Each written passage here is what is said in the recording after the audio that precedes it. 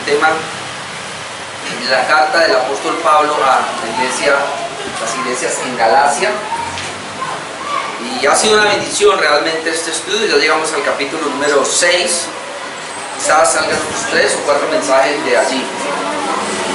Vamos a continuar entonces, y ya el apóstol Pablo ha expuesto el peligro de ir por un evangelio diferente y ha llevado a las iglesias de Galacia a decir que se cuiden de los judaizantes, porque la salvación es única y exclusivamente por la fe en nuestro Señor Jesucristo, no por ninguna obra o ningún mérito que nosotros hayamos hecho. Nos quedó muy claro, el apóstol Pablo lo expuso, pero ahora en el capítulo 6 va a llevar algo que llama la vida práctica, o va a dar algunos consejos de lo que es una vida práctica. Porque ¿de qué sirve tener un buen conocimiento, como dice una buena ortodoxia, si no se tiene una buena ortopraxis, es decir, una práctica? Conocimiento tiene que llevarnos a una vida correcta, práctica. Yo hoy quiero exponerlos capítulo 6, versículos 1 al 5, hermanos, y el tema que le puse es cómo restaurar a un hermano. Cómo restaurar a un hermano. Obviamente, si digo la palabra restaurar, estoy hablando de un hermano caído. Cómo restaurar a un hermano. Vamos a leer el capítulo 6, versículo 1 al 5, dice así la palabra de Dios. Hermanos, si alguno fuere sorprendido en alguna falta, vosotros que sois espirituales, restaurarle con espíritu de mansedumbre, considerándote a ti mismo, no sea que tú también seas tentado. Sobrellevad los unos las cargas de los otros y cumplid así la ley de Cristo. Porque el que se cree ser algo, no siendo nada, a sí mismo se engaña. Así que cada uno someta a prueba su propia obra, y entonces tendrá motivo de gloriarse solo respecto de sí mismo y no en otro, porque cada uno llevará su propia carga. Como ya lo dije, el apóstol Pablo pasa a hablar ahora de nuestra conducta cristiana, y ya habíamos visto cómo el creyente es llamado a caminar en el Espíritu para no satisfacer los deseos de su carne. Y luego nos quedamos por 2 domingos hablando del fruto del Espíritu como algo de Él en el creyente. La vida espiritual que nosotros tenemos ahora es una obra netamente de Dios a través de su Espíritu, usando la palabra de Dios.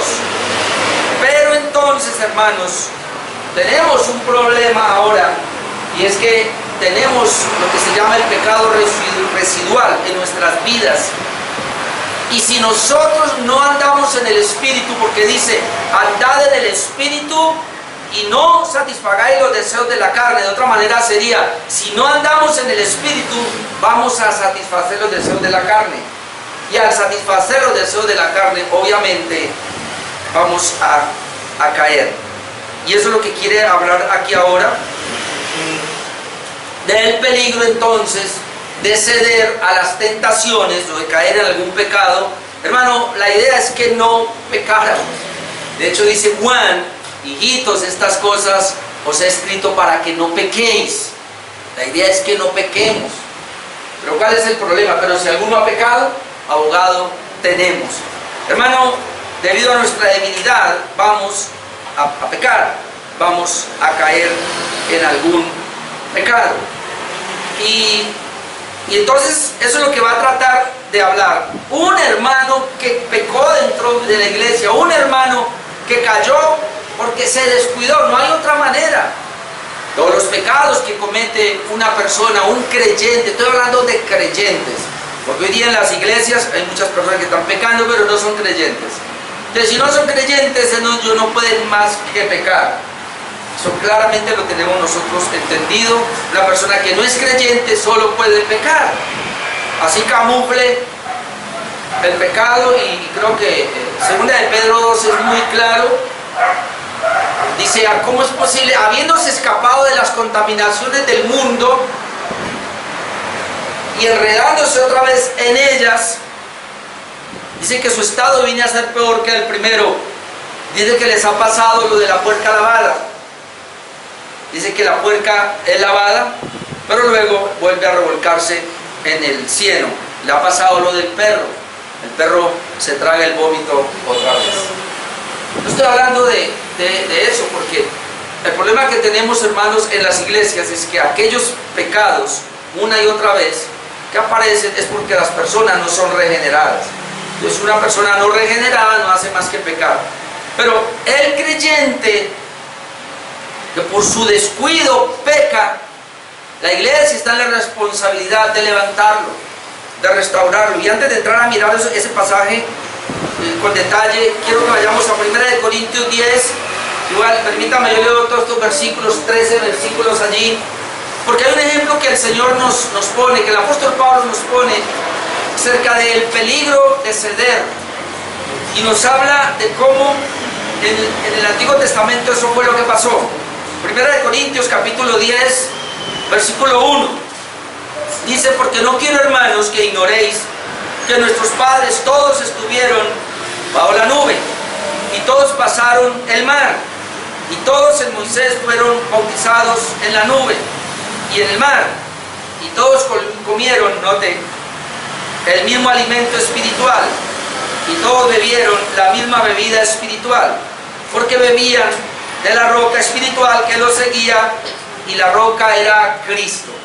Esto es impresionante. Es decir, ahí uno puede ver cómo debía Moisés guiando al pueblo de Israel, pero era Cristo el que estaba dirigiéndolos allí, los estaba guiando, y cuando ellos comían y bebían, era Cristo el que estaba allí para sostener su vida espiritual. Pero luego dice el verso 5: pero de los demás de ellos no se agradó Dios.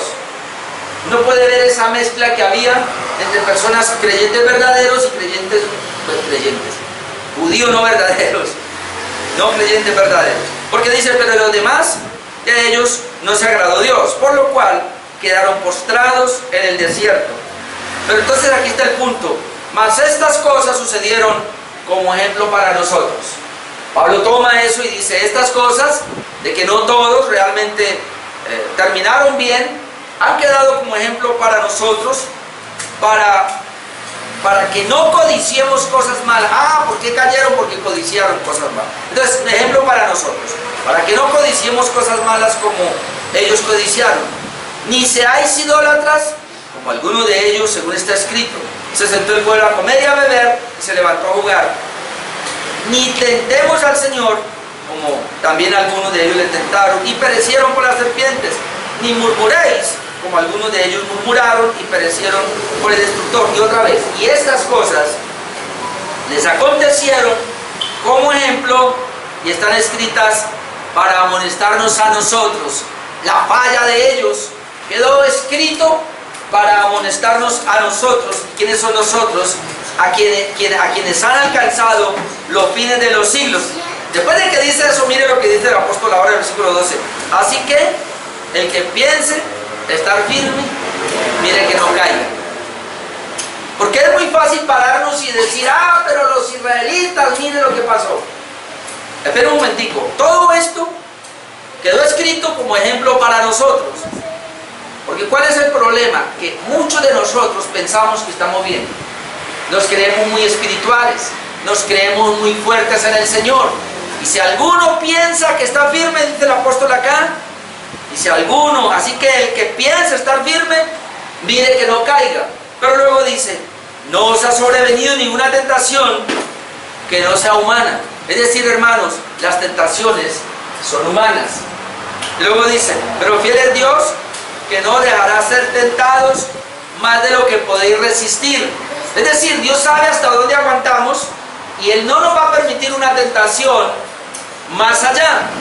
Lo que quiere decir que tú y yo podemos vencer la tentación, porque no es tan fuerte. El Señor no permite que sea más allá de nuestras fuerzas, sino que dará, dice: pero fiel es Dios, que no dejará ser tentado más de lo que podéis resistir, sino que dará. Note que Dios dará también, juntamente con la tentación, la salida para que podáis soportar. Dios dará juntamente con la tentación la salida para que podáis soportar. En otras palabras, hermanos, los creyentes, los espirituales, de los que está hablando Gálatas, Los que andan en el Espíritu y no satisfacen las obras de la carne, los que por tener al Espíritu Santo tienen el fruto, ellos no van a ser exentos de tentaciones. Las tentaciones van a venir, pero ellos tienen la autoridad y la capacidad de Dios para resistir la tentación, salir de la tentación, a menos que se crean firmes, fuertes, y eso les lleve a caer. Porque el que cree que está firme, mire que no caiga. Ahora, ¿por qué traigo esto a colación? Porque el apóstol Pablo va a hablar de la caída de un hermano. ¿Y qué vamos a hacer? ¿Y qué vas a hacer tú? ¿Y qué voy a hacer yo cuando un hermano cae en algún pecado horrendo? ¿Dónde estoy yo parado? Soy de aquellos que se cree tan fuerte, tan firme, que creo que a mí no me va a pasar. Yo les he dicho a ustedes, yo fui muy legalista cuando comencé mi vida pastoral, demasiado legalista, diría yo, porque yo me acuerdo cuando estaba en las reuniones a disciplinar a un hermano. Nosotros teníamos, yo hice muchas prácticas de misiones, a muchas partes yo fui. Y entonces había muchos muchachos del seminario, estudiaban conmigo y lo mandaban a misiones, y ya eran pastores. Especialmente me acuerdo de uno que ahorita es un impío. De pronto yo estaba bien en algunas cosas, en otras no, la manera no, pero yo... Y este muchacho, hermanos, tenía un don de hablar, de convencer, que cuando yo estaba en el seminario, él era el presidente estudiantil. Era el presidente de todos los muchachos del seminario, éramos como 40, me acuerdo, y los viernes nos reuníamos y él era el presidente, y él hablaba y, más dicho, parecía un político. Tenía tanta capacidad y era tan sagaz, que cuando hablaban de misiones, era el primero que nombraban. Yo era más calladito por ahí, más tímido. Pero lo mandaron a un lugar, no voy a decir dónde. Estuvo un año por allá y cuando regresó y todos reunimos a disciplinar al hermano porque había dejado a una muchacha en embarazo. Ya era pastor, obviamente soltero. Yo me reuní, ¿cuánto le van a poner? 6 meses. Yo dije, no. 1 año de disciplina. Me miraron, ¿por qué eres tan duro? Porque es que se trata del ministerio. Y él ofendió a Dios y él cayó en pecado. Por lo menos 1 año. Ganaron 6 meses, lo mandaron a los 6 meses para otra iglesia, otro lugar. No sé si para una muchacha, pero allá lo sacaron precisamente por el mismo problema. Tenía 2, 3 novias allá. Conocí 3, lo mandaron a 3 iglesias y en 3 iglesias hizo lo mismo, exactamente lo mismo. Yo me paraba muy legalista y decía, no, ¿cómo le van a dar oportunidad a esta persona que ya la embarró? Un pastor me dijo a mí que tuviera cuidado. Yo en ese momento me sentía muy seguro. Yo creo que yo estaba aquí. El que piensa estar firme, mire que no caiga. No sé cuántos años después de esas críticas tan duras que yo tenía a ese muchacho, comencé a beber algo parecido. Ya en el trato, Dios me ha venido mostrando, hermanos, porque uno tiene como creyente a irse a 2 extremos. Uno es ser demasiado blando y otro ser demasiado legalista cuando un hermano cae en pecado. Y uno tiene que tener tanto cuidado. Por eso cuando yo leo aquí esto y quería enfatizar esa parte, el que piense estar firme, mire que no caiga, porque tenemos el dicho, es que el que escupe para arriba le va a caer en la cara. Y hermano, mientras más usted y yo nos creamos firmes, mientras más usted y yo nos creamos capaces de sostener la vida cristiana, la vida espiritual, más fácil vamos a ceder. Yo no entendía, cuando a mí me enseñaron, usted tiene que ser muy débil y creer que usted siempre va a fallar. ¿Pero cómo? Yo soy de los que creía desarrollar un espíritu fuerte y por eso oraba demasiado y por eso me metía y trataba de consagrarme. Muy tarde vine a comprender, después de muchas embarradas en mi vida, vine a comprender que realmente el que me sostiene es Dios por su gracia. Amén. Es que cuando estamos así jóvenes o cuando estamos comenzando la vida cristiana queremos comernos el mundo y pensamos que somos capaces. Pero Dios nos da una pela porque en aquello que nosotros hemos pensado no caer es donde más rapidito vamos a ceder, vamos a caer porque nos creemos muy capaces. Y entonces cuando estamos en esas fortalezas, digámoslo así, que pensamos que tenemos, ay hermano, vamos a juzgar al hermano que ha caído, no bíblicamente, sino le caemos con todo el peso de la ley. Obviamente esta persona de la cual yo le hablo se casó con una amiga de mi esposa. Mi esposa se opuso y yo me opuse también a que se casara con ella porque lo conocíamos y decíamos se la va a hacer, que yo lo conozco, que él no se aguanta tener una novia, tiene otra y engañó a una novia, engañó a la otra y ahorita ya se va a casar con una amiga de mi esposa. Y le dije no, también era amiga mía, y le dije no. Igual se casaron, tuvieron 2 hijos, dos hijas, y no sé cómo decirle, el desgraciado, porque así hay que decirle, se divorció de ella y se casó con otra, se fue para España y regresó a ver a sus hijas, y las hijas ya tenían 18 años cuando él regresó. La mamá, vimos cómo la mamá tuvo que criar a estas 2 niñas, levantarlas, ya estudiando, y una de ellas, la menor, cuando viene, se quedó por ahí en un hotel en Cali, y él fue a visitar a su papá, y el berraco casi la viola. Un pastor.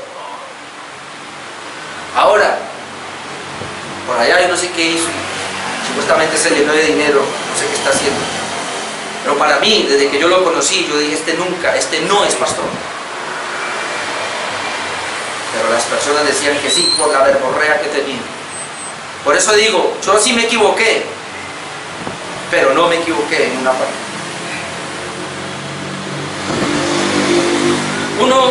Y estoy diciendo esto antes de entrar, porque esto no es fácil, hermano. Yo creo que cuando una persona, un hermano en la iglesia cae en pecado, uno tiene que mirar muy bien qué clase de persona es. Si es uno que es recurrente en el mismo pecado o ha fallado en la misma parte, uno ya tiene que medirlo de otra manera. Pero si es un hermano por su debilidad, por alguna cosa cae en cierto pecado, yo creo que es diferente. Y ahí desde Dios debe darnos sabiduría para tratar estos asuntos. Vamos a ver cómo el apóstol Pablo nos dice acá, porque mi punto es cómo restaurar a un hermano que ha caído. Versículo 1, la primera parte sería: se restaura con espíritu de mansedumbre. Dice el versículo 1: hermanos, si alguno fuere sorprendido en alguna falta,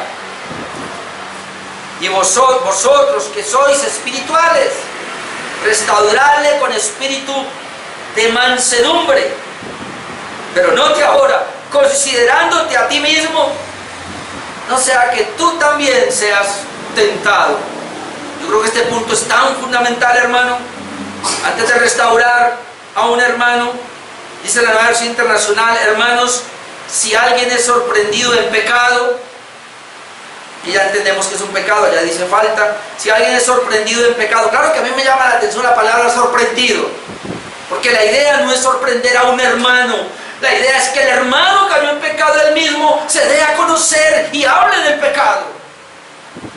Hermano, si estamos en esta iglesia y estamos confiando que Dios lo ha restaurado a usted, que Dios le ha dado una nueva vida, que Dios lo ha regenerado, estamos teniendo fe también en ustedes para que si usted comete alguna falta, venga de los hermanos y diga: yo cometí este pecado, yo me arrepiento, ayúdenme, póngame en disciplina, haga lo que quiera conmigo. Pero ¿por qué se da que tienen que descubrirme? Por eso dice aquí: si alguno es sorprendido, la Versión Internacional, hermanos, si alguno es sorprendido en pecado, ustedes que son espirituales deben restaurarle con una actitud humilde, pero cuídense cada uno, porque también puede ser tentado. Entonces ahí hay varias cosas, hermano, y por eso muchas personas no se meten en esto de restaurar, porque no es fácil, porque cometemos los dos extremos. podemos estar en un lado demasiado legalistas, caerle con toda la ley encima para la corrección, o podemos ser tan blandos y tan blandengues que sencillamente le decimos tranquilo que no ha pasado nada. Pero eso hay que tener mucho cuidado. Un creyente es espiritual, ayuda a su hermano a levantarse. El pastor MacArthur dice aquí en esta parte: la primera responsabilidad de un creyente espiritual que procura restaurar a un hermano caído es ayudarle a levantarse. Cuando una persona tropieza y cae, lo primero que necesita es levantarse, y muchas veces requiere la ayuda de otros para hacerlo. Una parte integral de la disciplina en la iglesia es ayudar a un hermano caído para que vuelva a ponerse sobre sus pies, tanto en sentido espiritual como en sentido moral, y yo le agregaría y en sentido ministerial. Ay, hermano, yo me voy a meter en problemas ahora.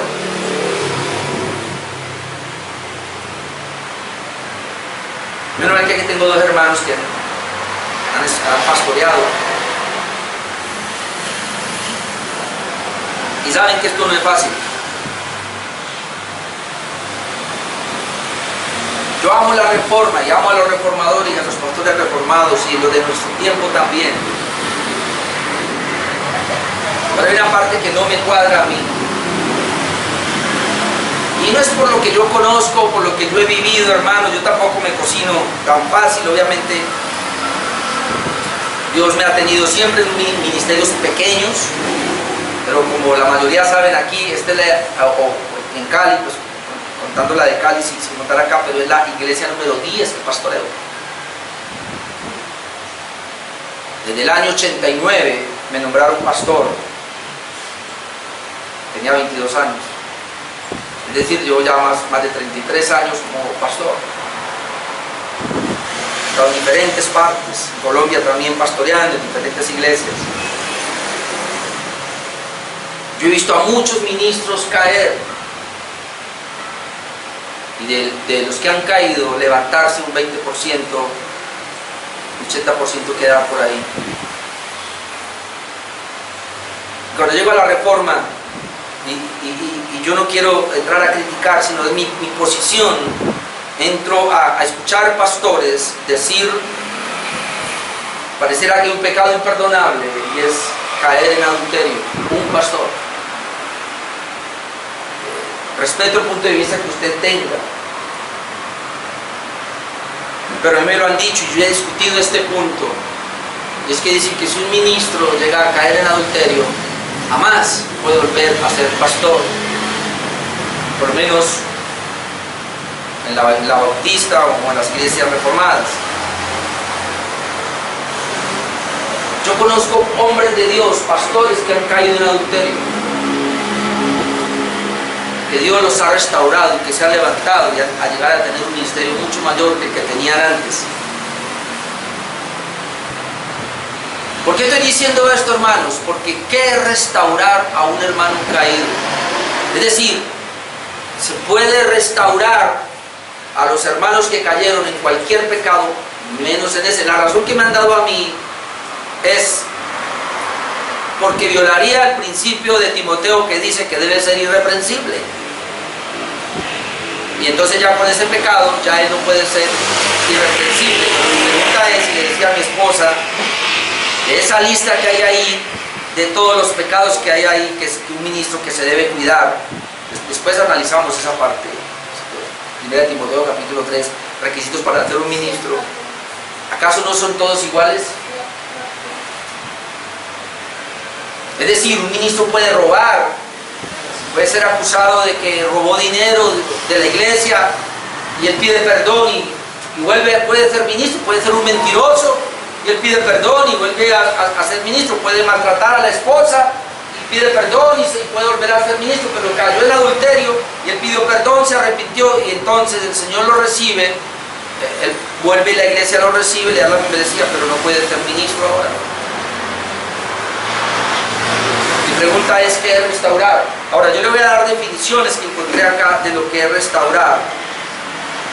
Porque dice que, y este es el versículo que estamos leyendo, Si alguno es sorprendido en alguna falta, ustedes que son espirituales, restaurarle con espíritu de mansedumbre. Si un hermano cayó, independientemente del pecado que haya cometido, ¿o es que acaso nosotros tenemos pecados imperdonables dentro de la congregación? Es decir, hay un pecado más fuerte que el otro. Para aplicar disciplina, claro, ya por la sociedad o por lo que envuelve todo esto, pero hablamos desde la restauración. Por eso, ¿qué es restaurar? Y yo tengo aquí 3 definiciones. La primera es: restaurar en general significa poner algo en el estado en el que estaba antes. Pero a diferencia de lo que ocurre con los objetos, bíblicamente hablando, restaurar significa devolver el estado inicial u original a algo, pero no permanece estático, experimenta crecimiento, mejora hasta el punto de llegar a ser superior al estado inicial. Este diccionario, que es bíblico, nos habla por lo menos de que restaurar es volver al estado original, pero obviamente mucho más, es decir, como que se pule y lo lleva a un estado superior. En otro diccionario bíblico encontré esto, dice: este verbo, o sea, restauración, proviene de un vocablo latino que se utiliza para denominar la acción y efecto de restaurar. Es decir, ¿qué es restaurar? Reparar, recuperar, recobrar, volver a poner algo en el estado primitivo.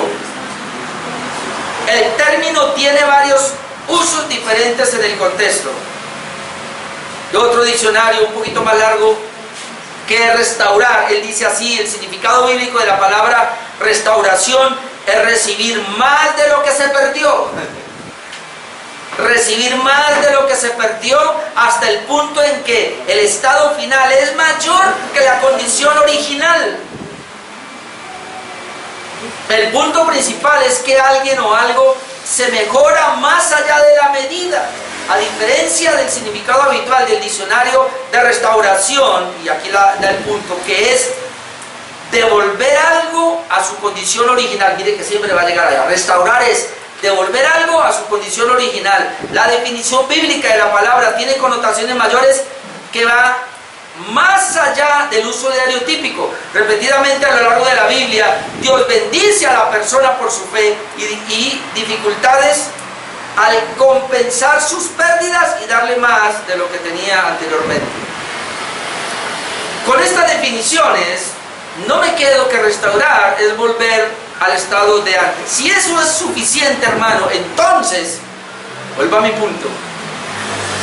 Si hay un pastor y él cayó en adulterio y él se restaura, es decir, restaura su relación con Dios, restaura su relación con su esposa, con su familia, restaura su relación con la iglesia, ¿por qué no puede restaurar su relación en el ministerio?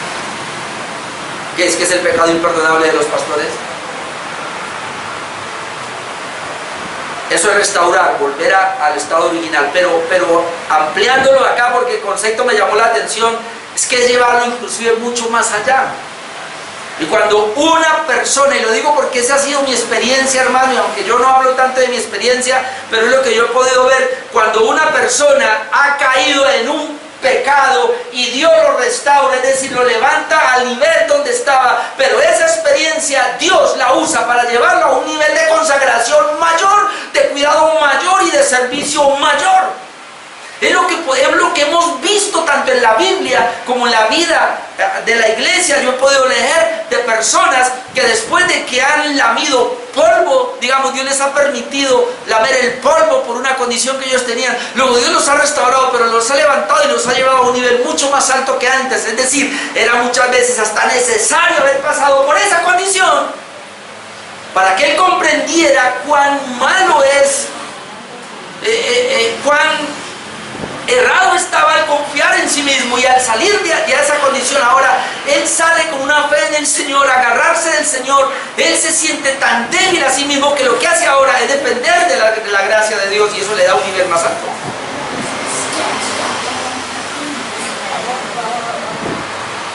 Ahora, yo no estoy diciendo que todo pastor que cometa adulterio debe volver al ministerio. Yo no estoy diciendo eso, lo que estoy diciendo es que hay que manejar cada caso, porque también es una gracia de Dios. Cada caso, y dependiendo la condición, dependiendo cada caso, sería llevado a una restauración. En otras palabras, hermano, restaurar, eso es en la Biblia, eso es lo que yo encuentro, a no ser que usted tenga otra postura, pero eso es lo que yo veo. Restaurarle con espíritu de mansedumbre, restaurarle, es decir, llévele al lugar donde él se encontraba antes, y antes habría que procurar ayudarle para que llegue a un estado mucho mayor, es decir, no vuelva a repetir la acción. Volver al camino recto con ternura. Volver al camino recto, restaurar con ternura, sí. Es volver, restaurar es eso. Hay varias consideraciones aquí que yo quiero ver, y voy a leer otra vez el versículo 1, que no vamos a quedar ahí, pero es que es muy impresionante acá, uno se mete en esto. Dice hermanos, hermanos porque es la iglesia, quien va a restaurar son los hermanos de la iglesia. Si alguno fuere sorprendido en alguna falta, ya dije, sorprendido en alguna falta, o sea, en algún pecado, que fuere. Ahora miren el otro punto, vosotros que sois espirituales, restaurarle. Es decir, es una obligación de la iglesia restaurar al hermano con espíritu de mansedumbre, considerándote a ti mismo, y ese es el otro punto, o sea que tú también seas tentado. Tres cosas ahí. Primero, todos vamos a cometer faltas, pero no a todos se nos descubre, porque dice, si alguno es sorprendido en alguna falta, ¿y qué del que no es sorprendido? ¿Acaso no hay, cómo llamar, hermanitos camuflados que tienen sus pecados ocultos y no se les descubren?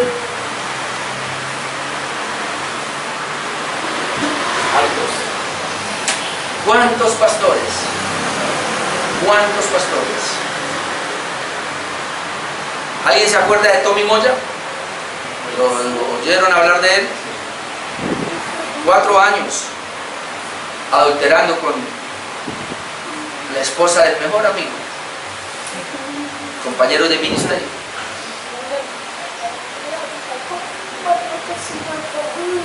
Yo a veces escucho, yo era fan de Tommy Moya antes de la caída de él, antes de él cayó como en el 2007, 2006, 2007. Se le descubrió, porque él fue descubierto. La iglesia grande en Toronto, se le vino abajo. Pasó un proceso y ahora está predicando en diferentes partes, y es un hombre que depende de la gracia de Dios. No estará en la reforma, pero él depende mucho de la gracia. A él fue que yo le aprendí las primeras cuotas de la gracia. Hablaba mucho de la gracia, obviamente, como lo dije una vez, habló tanto de la gracia que terminó abusando de la gracia, que ese es el peligro. ¿Sabe por qué él está en el ministerio? Las hijas y la esposa lo perdonaron. Así no toda la iglesia lo haya perdonado, los líderes lo perdonaron, los pastores lo perdonaron y lo restauraron. Y hay muchos así, entonces todos vamos a cometer faltas o no. Pero el texto dice, si alguno es sorprendido en alguna falta. El punto es que alguno es sorprendido y los otros no, pero todos vamos a cometer faltas. ¿O qué me dicen esposas aquí que le tapan a sus esposos? Algunas no, pero otras sí. Número 2, vosotros, todos los que son espirituales le pueden restaurar con mansedumbre. Vosotros que sois espirituales, restaurarle con espíritu de mansedumbre. ¿Y quién es espiritual? Buenos hermanos. Nosotros aquí no tenemos niveles de creyentes. La Biblia no nos habla de creyentes carnales y creyentes espirituales, por lo tanto los creyentes espirituales son los que deben restaurar. La Biblia nos habla de creyentes y los creyentes son espirituales. Y como en el contexto que venimos manejando, todos aquellos que tienen al Espíritu Santo y que comienzan a dar ese fruto del Espíritu son espirituales. Aquellos que andan en el Espíritu son espirituales. Los creyentes, y todos nosotros acá, los regenerados somos espirituales. Esos espirituales, restáurele con espíritu de mansedumbre. Otra versión dice con mucha humildad. Número 3, antes de restaurarle debemos considerarnos a nosotros mismos, es decir, tener claro que también podemos fallar, o como diríamos, ponernos en los zapatos del que ha caído, que eso es lo que no hacemos por lo general. Qué bueno que nosotros, hermanos, cuando un hermano fuese sorprendido en algún pecado, lo trajeran delante de nosotros del concilio, ¿no?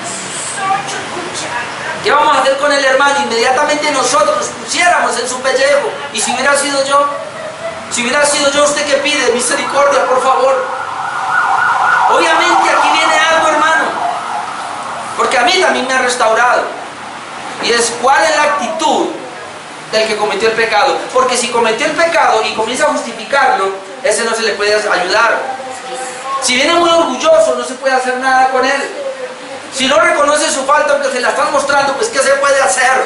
Pero si él reconoce que falló, está arrepentido verdaderamente, hermano, ¿qué podemos hacer nosotros? Restaurarle con espíritu de mansedumbre, ponernos en su pellejo y considerar que yo pudiera ser el próximo en caer. Por eso vuelvo a mi texto cuando comencé. Pablo dice: el que piensa estar firme, mire que no caiga. Porque, hermanos, es muy fácil desde este lado, no sé por qué condición usted se cree, pero es mejor no creernos, es mejor creernos siempre débiles. Yo tengo una hija en Cali, mi hija mayor, y ella no me ha entendido todavía esa parte. Cuando yo le digo, yo soy tan débil, me siento tan débil que en cualquier momento pudiera ceder. Por eso me cuido, dependiendo de la gracia de Dios, y mi esposa me ayuda. Me dice mi hija: papi, entonces tú no confías en mí. Y digo: no, papi, tú no tienes carácter, no confío en mí. Por eso voy con mi esposa. Usted, hombre que está aquí, a usted si no le importa y echa una amiga en la moto, o qué sé yo, por eso no se trabaja sin camino, hermano. O usted fácilmente en el carro: no, yo llevo a esta compañera para allí, hermano, yo no lo haría, yo no lo hago. Me voy a quedar solo con una mujer hablando, no, porque yo me conozco, porque yo soy muy débil y porque yo confío en la gracia del Señor, pero en mí no confío. Porque el que piense estar firme, mire que no caiga. Las mayores caídas y las mayores desgracias en el Evangelio ha sido confianza en sí mismo, de que a mí no me puede pasar y le va a pasar. Oh, si a mí me hubieran enseñado desde el comienzo que yo soy débil, hermano, todos los días, dependería de la gracia de Dios, dependería de mi esposa, camine, acompáñeme, y nunca atendería a una chica solo. Porque, hermano, a la iglesia llegan siempre mujeres aporreadas por los esposos, maltratadas por los esposos, y vienen, y uno es el paño de lágrimas, y se termina muchas veces más en esa situación. Ahí todas son bonitas. Y bien bonitas que vienen. Pastor, ayúdeme, présteme su hombro y yo oro. Y si uno no tiene... por el esposo, caen todas bonitas. Sí, y si no tiene fortaleza, ese abracito se convierte en más allá. ¿Y tú un abrazo? Miren lo que dice Romanos 15:1. Ahora, si la hermana necesita un abrazo, yo se lo doy. Pero delante de la congregación donde todos me están mirando, hermana, venga, le doy un abracito ya. Pero ahí está mi esposa a mi lado, están todos los hermanos aquí me están mirando y no pasa nada. Pero por allá. Mira lo que dice Romanos 15:1. El espíritu maduros en la fe debe hacer la restauración. ¿Cómo?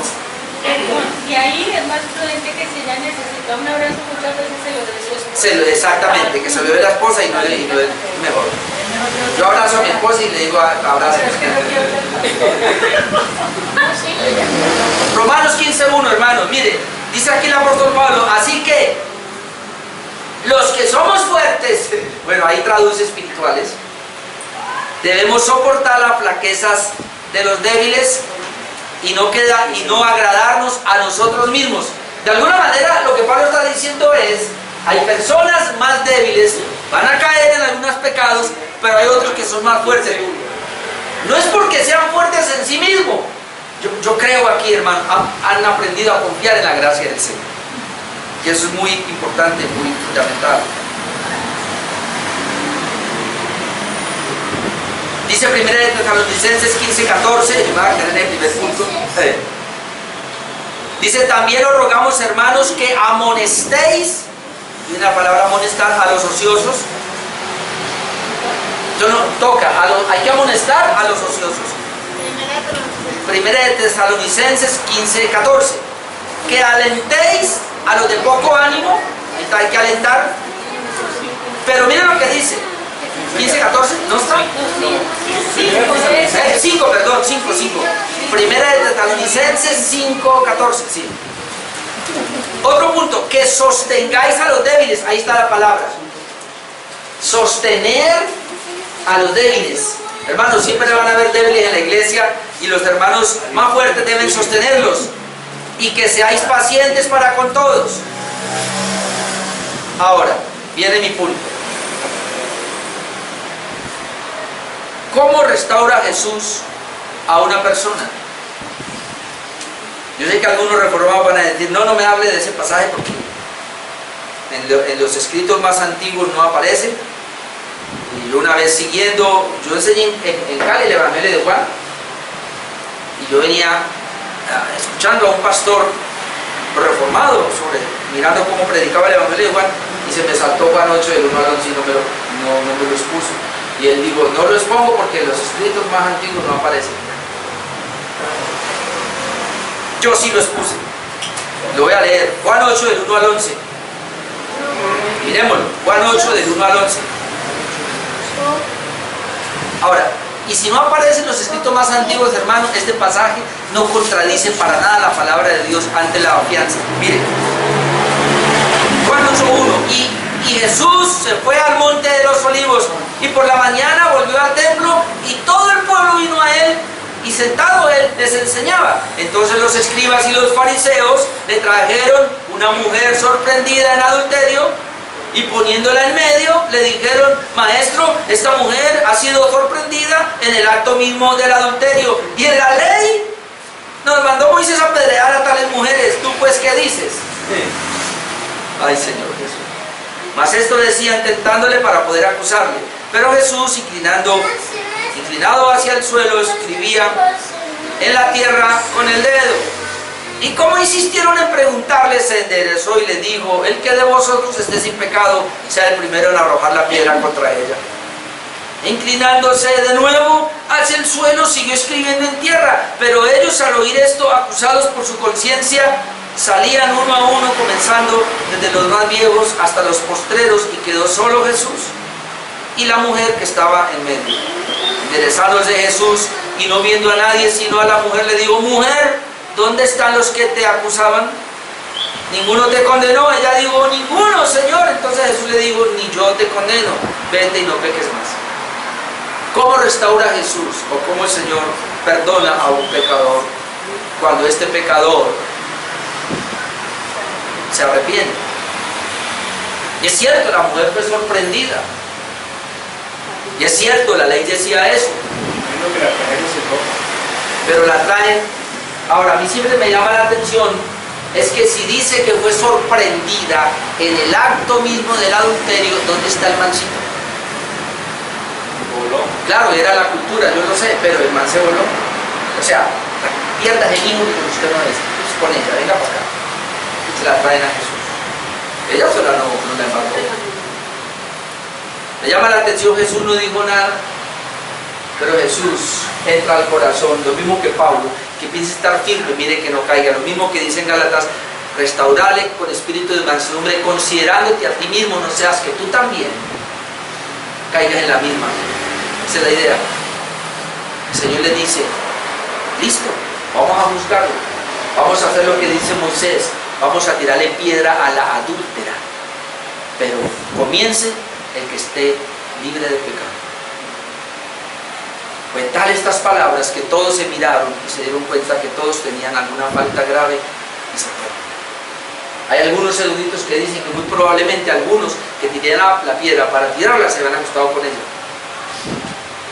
Muy probable. Todos se fueron acusados por su conciencia. El punto aquí no es dejar encallar la conciencia y poder ser acusados por la conciencia. Era la mujer sola. ¿Quién te condenó? Ninguno, Señor. Ahora, el punto es que Jesús le dice, ni yo te condeno, pero mire lo que le dice, vete y no peques más. Porque la restauración es volver al original, recuerdo. Esta mujer fue levantada sin ser prostituta, ella se prostituyó. Restaurada es que tenía que volver al sitio acá de no volver a pecar. Por eso Jesús le dice, yo no te condeno, pero vete y no peques más. Se cree que esta mujer, la restauración de ella fue que no volvió a ese estado de pecado. Es la manera como Jesús lo hace. Ahora, ¿cómo nos enseña a nosotros Jesús a hacerlo ahora a nosotros? Vamos a mirar Mateo 18, 15 al 20. Para luego ir al último punto en 10 minutos. El segundo punto que tengo esta tarde, perdón. La forma bíblica de restaurar o disciplinar a un hermano. Mateo 18, 15 al 20. Por tanto, si tu hermano peca contra ti, ¿cómo no? Va a pecar. Pero luego dice, ve y repréndele estando tú y él solos. Hermano, esa es la forma de hacerlo. Si usted ve que un hermano ha pecado, ha cometido un pecado, lo primero que tiene es que ir donde él y arreglar el asunto allí. Ojalá se quedara ahí.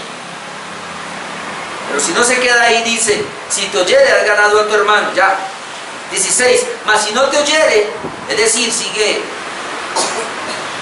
no quiere arrepentirse, sigue duro. Toma aún contigo a uno o dos, para que en boca de 2 o 3 testigos conste toda palabra. Ese es el proceso. Primero va la persona, el que se dio cuenta, el que lo supo. No haga como algunos. Llaman al pastor o al líder de pronto y no, es que yo vi a fulano de tal que estaba con una mujer que no era su esposa. Hay que disciplinar a ese hermano. Cuando llaman al hermano aquí, dice, mi hermana que le duele no sé dónde, la cosa de mi abuela. 85 años. Ahora tiene 85. Y tiene 85 años. No, claro que no. Cuando dicen que era mi prima, y viene con los 85 años. En este caso, hermanos, hay que ser certeros de que realmente es una falta, que se comprobó. No es que me dijeron. Sabe que realmente es una falta. Usted sabe que es una falta. ¿Qué es lo que hay que hacer? Hablar con el hermano. Si no se puede, entonces busque 2 o 3 testigos, y aquí se cree que es persona obviamente maduro dentro de la congregación. Llamarlo a él delante de estos testigos. Usted ha cometido una falta, le pedimos que se arrepiente, que arregle la situación. Hasta ahí. Vamos para allá. Porque ya negó la primera. Este es el proceso. La primera va solos. Si no se puede porque la niega o no hay que arrepentir, va a la segunda parte, que es 2 o 3 testigos. Sigue diciendo acá. ¿Dónde voy? Versículo 17. Si no oyere a ellos, dilo a la iglesia. Ahora, no es que lo vamos a sacar acá en el púlpito y todo. No. Dilo a la iglesia, dile a los hermanos, en este caso, a los diáconos de la iglesia o a los líderes de la iglesia. Dígale a ellos. Es decir, la iglesia entonces se va a saber el problema. Si oye a la iglesia, ya. Pero mire lo que dice. Y si no oyera a la iglesia, tiene la cuarta parte. Y si no oyera a la iglesia, tenle por gentil y publicano.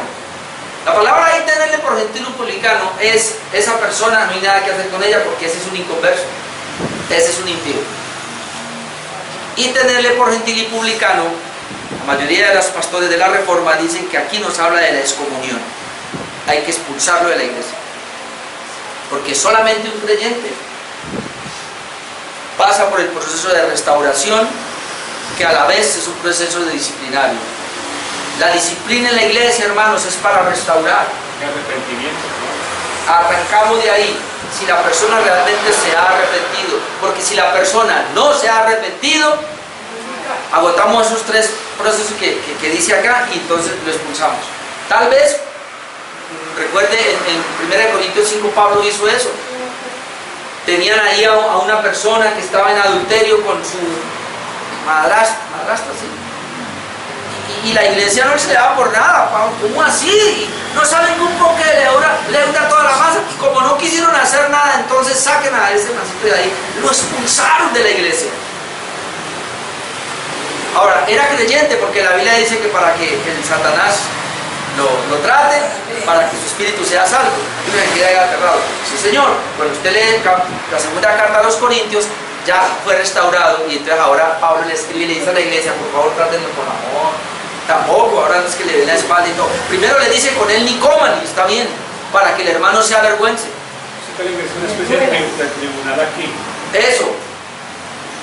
Dios permite el tribunal, y por eso aquí dice, versículo 18: después de tenerle por gentil y publicano, de cierto os digo que todo lo que atéis en la tierra será atado en el cielo, todo lo que desatéis en la tierra será desatado en el cielo. La palabra atar y desatar aquí es un veredicto que ellos daban, en este caso una conclusión a la cual llegaban, y eso ya se daba por sentado. No tiene que ver con atar demonios, ni que nosotros podemos reprender y detener. No se trata de eso. Se trata de que ellos hacían, digamos, a un acuerdo: el hermano o esta persona nos arrepintió, le expulsamos de la iglesia, y eso ya quedaba sellado con oración delante del Señor, y quedaba sellado. Tiene el respaldo del cielo. Tiene el respaldo del cielo. Atar todo lo que ates en la tierra, es decir, a la conclusión a la cual lleguen ustedes como miembros de la iglesia, llegan a una decisión, entonces Dios también respalda esa decisión, porque se supone que la decisión se hace en el poder del Espíritu Santo, con la dirección del Espíritu Santo. Y luego vuelve y dice 19 otra vez: os digo que si dos de vosotros se pusieren de acuerdo en la tierra acerca de cualquier cosa que pidieren, les será hecho por mi Padre que está en los cielos. Esto que pidieren es precisamente para resolver el problema que tienen de restaurar a la persona, porque donde están dos o tres congregados en mi nombre, allí estoy yo en medio de ellos. Esta promesa de que Dios está en medio de ellos es cuando vamos a aplicar disciplina. Es decir, Dios respalda la disciplina o respalda la restauración de un hermano. Esa es la manera entonces como se debe restaurar. Ahora viene otro punto, hermanos,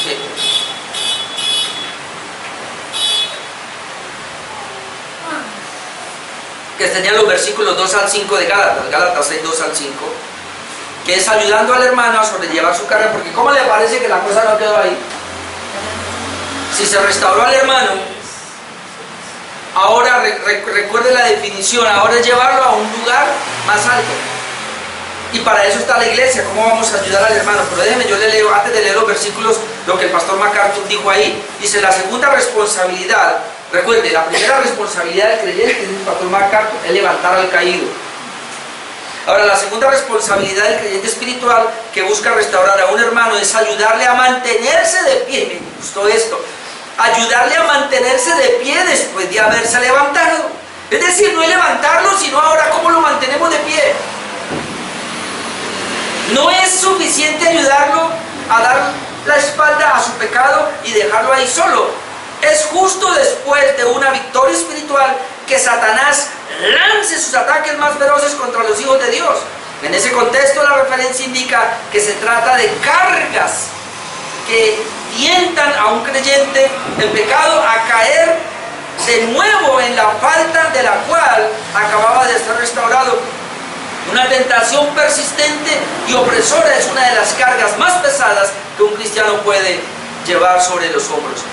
Lo que yo le entiendo al pastor MacArthur es: bueno, listo, restauramos al hermano, pero el problema es que ahora el arsenal satánico se viene con toda, porque la idea del diablo volverle a llevar a donde estaba o más abajo. Mientras que la idea de Dios y de la iglesia es sacarlo de ahí y tratar de llevarlo a un nivel más alto. Satanás lo quiere volver a llevar a un nivel más bajo. Hermano, por favor, vamos a reflexionar. Si tú y yo caemos en un pecado, ya no coqueteemos con el diablo, no permitamos que el diablo juegue con nosotros. Si ya Dios nos dio la gracia y nos levantó, vamos más adelante, más arriba espiritualmente. No nos quedemos estáticos ahí, porque no se puede, porque Satanás va a volver a tentarnos, y después que usted caiga en el mismo pecado, caerá mucho más abajo, mucho más hondo. Esa es la idea. Siempre será así. Por favor, si usted ya salió de un pecado, pídele a Dios gracia. Y pídale a la iglesia oración entonces. Y nosotros, al saberlo, vamos a ver qué hacemos para ayudarlo, porque la caída será mucho más honda, será peor, y ya después levantarse va a ser difícil. Creo que los voceros, todos los conocemos, cantaban una canción, no me acuerdo el nombre, de un pastor que se acostumbró, dice la canción así más o menos, no, pero dice que un pastor que se acostumbró, un hermanito, dice que él un cristiano entregado. Yo conocí uno, cosa sabe, nosotros lo conocimos uno. Vea, cuando yo lo conocí a él, estaba caído, estaba en el mundo. No, él no me ve por aquí, se llama, no sé si tengo todavía, Abba, nunca me olvido. Llegué a esa iglesia y él estaba en el mundo y decía, ay, ore por el hermanito Abba. ¿Por qué? Bueno, ese es un predicador poderoso. Y ahora no, ahora está en el mundo, está por allá, está tomando, oré por el hermanito Abba. Como a los 6 meses llegó a la iglesia. Y en serio, al año de llegar a la iglesia, estaba en el púlpito y predicaba y la iglesia aplaudía, pero, o sea, predicaba, claro, en esa época, era un Gillito, era un Gigi Ávila, igualito predicaba que Gigi Ávila. Pero después de un año, porque estaba un año conmigo, y yo lo restauramos, estuvo conmigo, y le digo, después de un año no volvió y otra vez cayó en el mismo pecado y más hondo. Después averigüé y ya creo que ya había caído como 2 veces anteriormente, con la mía era la tercera vez, caía más hondo. Yo salí de esa iglesia, ¿sabe qué me enteré después? Se divorció de su esposa y se fue con la última que había caído, para nunca más volver a levantarse. Y la canción de los voceros dice eso, el hermanito que jugaba, ¿no? Decía, se consagraba por unos meses, pero luego se iba con el mundo a tomar y a bailar, luego se consagraba otra vez, y porque allá sentía remordimientos y volvía a la iglesia, se consagraba y era un santo, pero lo volvía a caer hasta que perdió toda sensibilidad y cuando cayó ya nunca más volvió a levantarse. Ahora, obviamente uno entiende ahora que no eran creyentes, estaban tratando de llevar la vida cristiana, pero hermano, esto se da en un creyente. Ojo con las caídas, más o menos es lo que yo le puedo entender aquí, y eso es lo que dice Pablo ahora, solamente que ya se me fue el tiempo, pero dice el versículo 2 y 3, sobrellevad los unos las cargas de los otros y cumplid así la ley de Cristo, porque el que se cree ser algo no siendo nada, a sí mismo se engaña. Mire lo que dice ahora, después de que restauremos al hermano con espíritu de mansedumbre, obviamente considerando nosotros, no sea que vayamos a caer también. Ahora, ya está restaurado, entonces ahora ¿qué hay que hacer? Hay que sobrellevar las cargas los unos y los otros. Aquí las cargas está hablando de ese hermano que va, porque se le pone como una carga a ese hermano que va a tener problemas. Es una carga para él, entonces nosotros vamos a ayudarle, en otras palabras, vamos a ayudarle en su condición pecaminosa. Obviamente, si se deja, ¿no? ¿Y cómo sabemos que se deja? Porque pide ayuda. ¿Sabe, hermanos, que en todo es así? Usted va a Alcohólicos Anónimos o alguna de estas fundaciones y lo primero que le dicen allá, tienen que reconocer su condición y tienen que reconocer su incapacidad. Es decir, reconozca que es un alcohólico y reconozca que usted ya no puede con ese vicio, necesita ayuda. Es lo mismo, hermanos. Si una persona reconoce su pecado y él busca ayuda, se puede hacer algo por él, pero mientras no reconozca su condición y no pida ayuda, no se puede hacer nada. Ahí es donde hay que llevar las cargas los unos de los otros, y dicen que de esta manera se cumple la ley de Cristo. Nueva Acción Internacional, ayúdense unos a otros a llevar sus cargas y así cumple la ley de Cristo. Porque es que Romanos 13, 8 al 10 dice, no debáis a nadie nada, sino el amaros unos a otros. Porque el que ama al prójimo ha cumplido la ley. Porque no adulterará, no matará, no hurtará, no dirá malo testimonio, no codiciarás, y cualquier otro mandamiento en esta sentencia se resume. Amarás a tu prójimo como a ti mismo. El amor no hace mal al prójimo, así que el cumplimiento de la ley es el amor. Dice que cuando yo le ayudo a mi hermano en su pecado, en su debilidad, ¿cómo le ayudo? Primero con oración, después con buenos consejos, enseñándole la palabra, poniéndonos en el lugar de él, no para congraciarnos con él, sino para decirle la verdad. Usted está mal y debe levantarse. Ustedes dos son compañeros, ¿no? No, mentira, o sea, son amigos. En el sentido de que de la infancia, ¿no? Pequeño. Y se ayudan. Ayúdese. No. La ayuda no es que usted le va a tapar a él o que usted le va a tapar a él. Eso no es ayuda. Ayuda es saber cuál es la debilidad de cada uno y vamos a orar juntos por eso, y si no podemos vamos a pedirle a un hermano acá en la iglesia y vamos a sacar esto adelante, pero vamos para adelante en el Señor. No, ayudarlo no es taparle. Esposas, ahí está mi esposa, vea, ella me ayuda, pero si yo no me dejo, pega el grito. Y ella apunta arriba. Le llama al pastor o a los pastores. Ya lo ha hecho. Hermano, eso es bueno porque entonces ¿cómo lo vamos a cuidar? Llamar la cabeza. Cumplir la ley de Cristo de esa manera. El apóstol Pablo nos habla de cómo él fue ayudado. Dice 2 Corintios 7:5. Dice que cuando él fue a Macedonia ningún reposo tuvo. Anote la cita, pero dice que él fue ayudado por los hermanos que estaban allí. Le consolaron. Después lee la cita. Déjeme, yo le leo Perdón, ¿qué cita? 2 Corintios 7:5-7. Voy a leer lo que el pastor MacArthur dice del versículo 3 porque es un poco difícil. El verso 3 dice: porque el que se cree ser algo, no siendo nada, así mismo se engaña. Es decir, ayudemos al hermano a llevar las cargas. Pero si alguien se cree ser algo, no siendo nada, dice la Nueva Versión Internacional, si alguien se cree algo cuando en realidad no es nada, se engaña a sí mismo. Como yo no puedo entender ese pasaje, le pedí favor al pastor MacArthur que me lo aclarara, y él dice lo siguiente de ese verso: una de las razones principales por la que muchos cristianos no se toman la molestia de ayudar a sus hermanos cristianos,